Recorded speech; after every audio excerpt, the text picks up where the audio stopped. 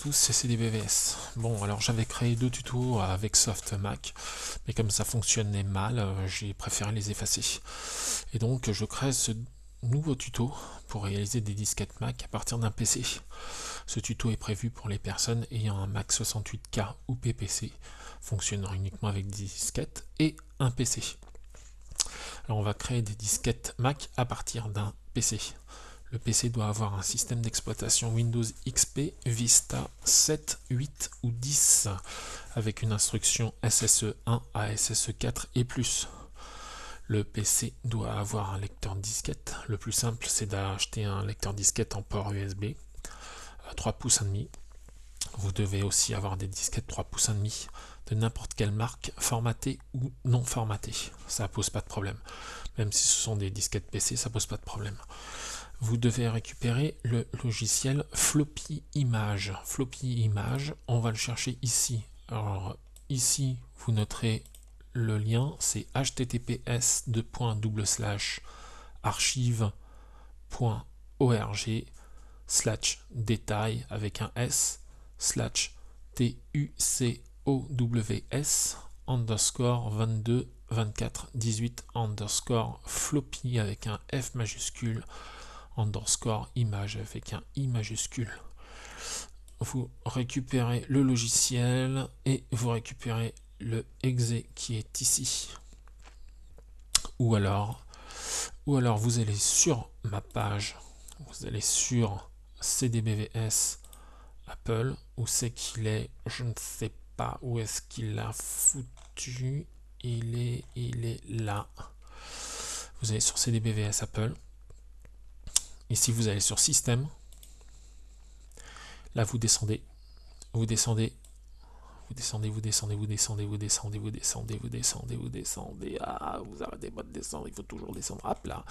Ici, créer une disquette à partir d'un PC sous Windows. Et ici, vous avez l'exécutable qui est ici. Vous faites ouvrir, ça vous ouvre une petite fenêtre et vous faites OK, télécharger. Ça se trouve à http://www.cdbvs-apple.fr/os/fi/f majuscule I majuscule S majuscule etup.rar. Et ensuite vous avez donc le logiciel avec vous. Alors vous l'installez. D'accord. Et puis vous n'y touchez pas, vous ne l'ouvrez pas tout de suite, vous l'installez uniquement, c'est tout. Ensuite, vous devez récupérer des disquettes Mac au format .img ou .image. Alors, .img, .image, vous retournez sur mon site et vous continuez à descendre. Hein. On est bien donc là à créer une disquette à partir d'un PC sous Windows. Vous continuez à descendre. Et là, vous avez des disquettes images exploitables sur Linux, Mac OS X, Windows et PC. Ces disquettes-là ne sont pas compatibles avec Mac. Elles sont compatibles uniquement à partir d'un Linux, Mac OS X, Windows ou PC, mais pas Mac OS 9. Mac OS 9, c'est en haut. Hein. En haut, ici, là, hop, hop, hop, hop, hop. Ici, là, voilà, là, compatible. Voilà. À partir de là, elles sont compatibles avec Mac OS. Avec un Mac. Sous macOS 9, vous pouvez créer des disquettes avec Discopy pour toutes les disquettes qui sont là. Encore jusque là, jusque là, jusque là. Mais si vous utilisez Floppy Image, vous devez descendre, voilà, et utiliser celui-là, là, celui qui est tout au bout. J'en ai mis pas mal. J'en ai mis pas mal dedans. Alors, seules les disquettes 1.44 MO pourront être conçues avec Floppy Image. Si vous voulez créer des disquettes 800 kg, il faudra passer par Discopy. J'ai créé un autre tuto pour Discopy que vous trouverez sur YouTube. Donc là, à partir de les disquettes à partir de 1,44 mégas, c'est les disquettes à partir de macOS 7 ici, voilà, jusqu'à macOS 8.5 F756 DT. Donc toutes celles-là, vous pouvez la créer avec floppy image.